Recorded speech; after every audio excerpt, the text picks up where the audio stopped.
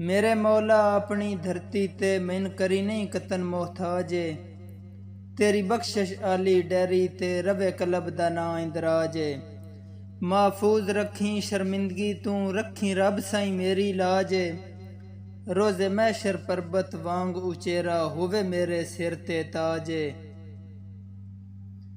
सिद्दीक सचाई दा पैकर है सन दस्या पाक नबीए। नाले उमर अदल दा शहजादा सखियां दा ताज गनीए।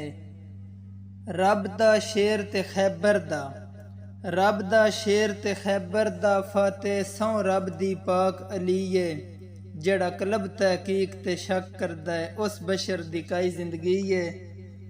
हंजू सुकदे नहीं शुरू करन तो पहले किवें करसां करबल बयान है। जिथे गिरे है लाशे शहीदां दे हा रेत दा ओ मैदान है।